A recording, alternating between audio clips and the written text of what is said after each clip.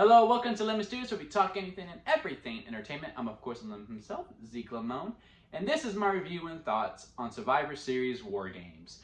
And before we get into that, let's get some house cleaning out of the way. I'm going to need you to hit subscribe as I'm trying to grow into my YouTube career, and I'm going to need you to hit a comment below and let me know what you thought of Survivor Series War Games, and let's have a nice discussion about it in the comments. And also leave a like if you do enjoy this video. You don't need to like it right now. You can wait till the end and be like, you know what, that was a good video. Or if you just want to send a like my way, I would really appreciate that as well. Now, with all that out of the way, without further ado, let's make it do what it do.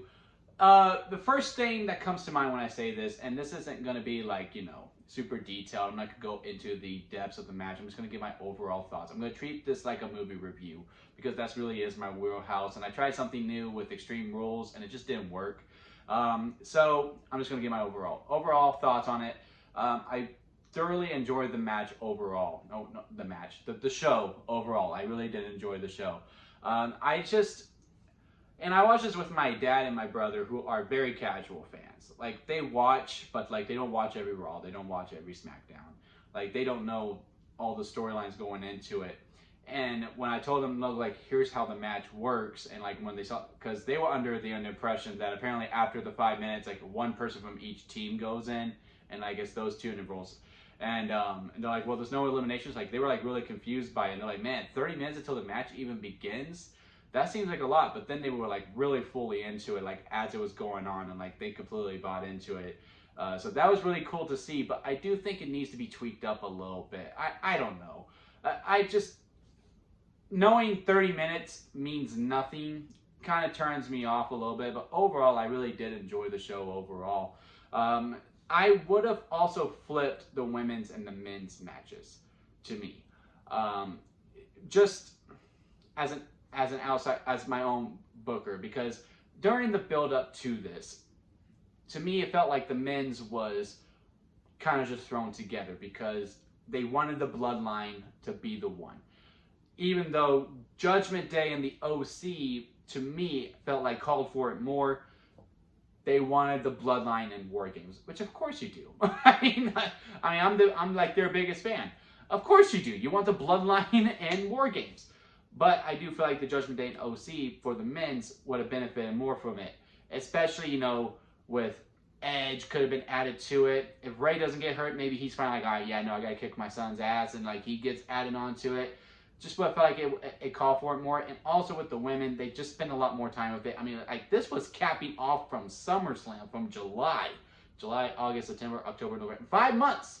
5 months of story has gone into Damage Control versus Bianca Belair. To me, that called for a main event spot. And I also tweeted this too, and you can follow me on Twitter at LemonStudios1125. From a spot standpoint, when you're just talking about spots like big, wow, shocking moments, the women's War Games match was better. I mean, they jumped off the cage 3 times. There was a lot more weapons involved. And ironically enough, even though I feel like the match was thrown together, from a storytelling standpoint, the men's War Games match takes the cake. But the Brawling Brutes, Drew McIntyre and Kevin Owens, they were all really side characters there. Mainly Kevin Owens, he was the focus, and he was just support. The other 4, they were really filler. Like, if you really think about it, they were just kind of there. The Bloodline was just the focus. That's all they focused on in that men's War Games match. As for the women's, I feel like a lot more of them were more involved. I would like more Mia Yim and Rhea Ripley stuff because, they're actually feuding. But, you also, like, I see where everyone's going now. I know Bianca, Bianca and Rhea are most likely going to collide. I would like for them to hold it off until Mania. I don't think they are, because I think Mia Yim and Rhea are going to fight on Raw because we got 2 months to go until the Rumble. And I think the Rumble match will be Bianca versus Rhea. I do think that is the Rumble women's match. And I think Mia Yim and Rhea will blow off. And then after that, I think the WrestleMania mixed tag match will be Finn and Rhea versus Beth and Edge to cap off a whole year of the Judgment Day. Like, I don't know why. I just feel like that's where we're going with it. So, like, I see that part going off. Becky and Bayley are not going to feud, and they're probably going to feud for a little bit. That'll probably be another Mania match. Like, you know, I see where everyone is going. I still wish the women's tag titles meant something, but you know, they're more side pieces than anything. As for Asuka and Alexa at some point is going to turn and go back to the spooky side and join Bray Wyatt. Maybe that's a Raw main event between Bianca and Alexa, because again, you got 2 months. We got 2 months until the next premium live event. You can do that now. And yeah, I mean that's like with that. Like I see like all the storylines intertwining and like where they're gonna split up. I know what they're gonna do with the Bloodline. At some point, like I really do feel like we hit a cap with it, and that okay, yeah, Sami Zayn's about to get kicked out, and it's going to be Sami and Kevin Owens versus the Usos for sure. Solo, maybe he goes for Gunther's Intercontinental title. He's more supportive role, and the Bloodline, and Roman has to get ready for The Rock, because I'm pretty sure Rock versus Roman is definitely happening at this year's Mania. As for the Braun, I don't know. Like, where are those three going? Where's Drew going? I guess he goes back to his feud with Karrion Kross, even though, like, how are we just going to ignite that again? Like those four, I don't know what we're going to do with. But I know KO has a spot, and I know Bloodline has a spot. And that's the only reason why I would have flipped it, to go more into detail about it.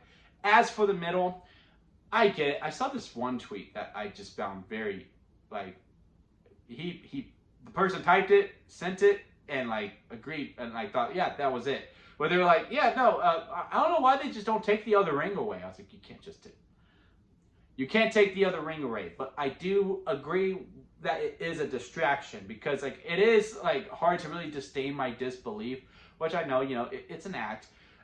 Well, like you have these 2 rings, but yet when it comes to the one-on-ones, they just stick with the one ring, and they just stick to that side pretty much. Like the other side doesn't really exist. Like it's just weird to me. I get it. You know, you want to save the 2 rings for the actual War Games. I get it. It's a nitpick if anything, but it is a little distracting for me.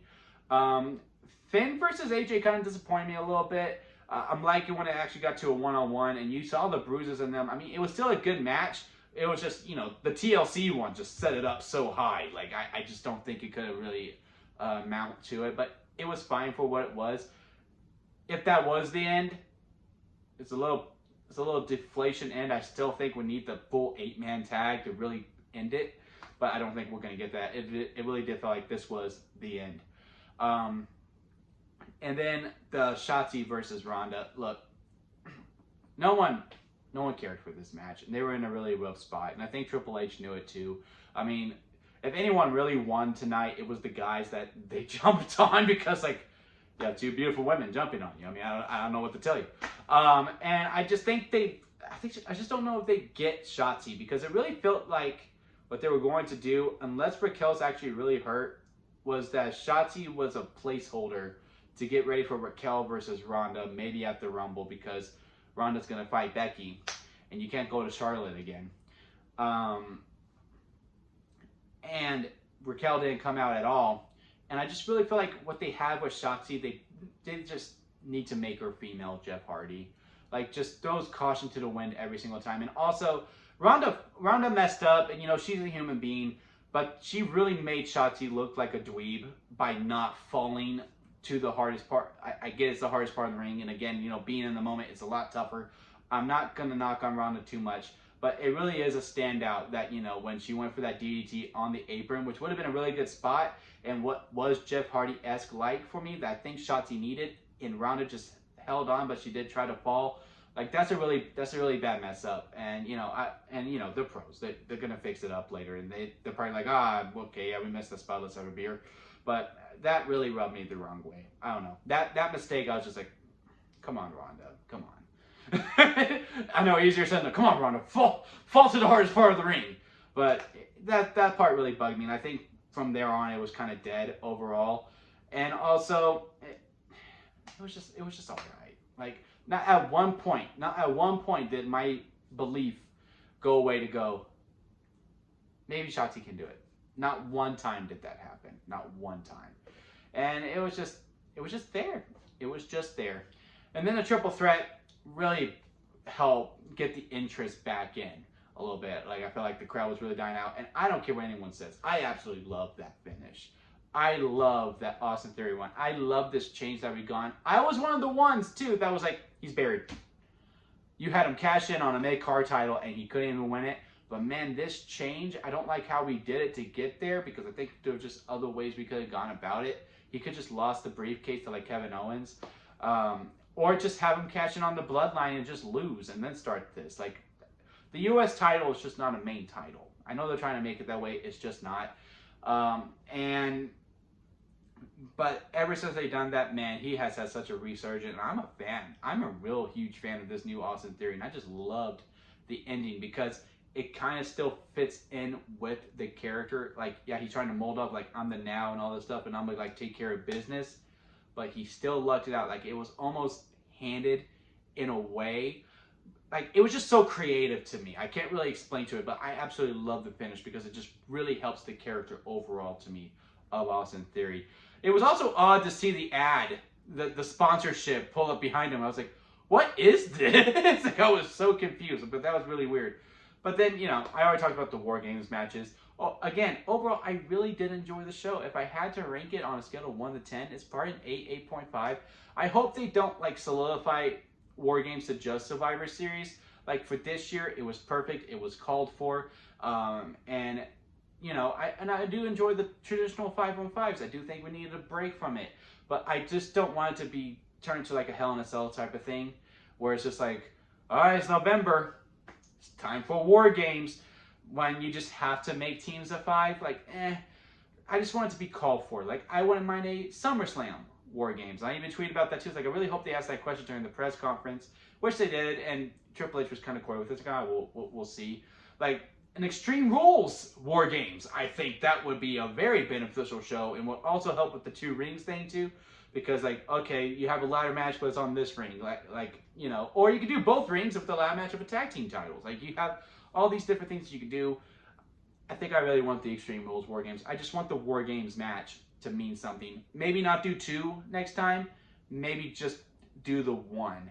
Survivor Series makes sense to have the 2, 1 for men, 1 for women's. But whoever it is, men or women's, just save the 1 for the main event. And that's really it. I do think they were really tired by the second one. But yeah, those are my thoughts on Survivor Series War Games. Again, comment below, let me know what you thought of the show and what do you think WWE is going to do overall with the storylines of where they're going. And that'll be it for me, guys. I'll see you next time at Limit Studios.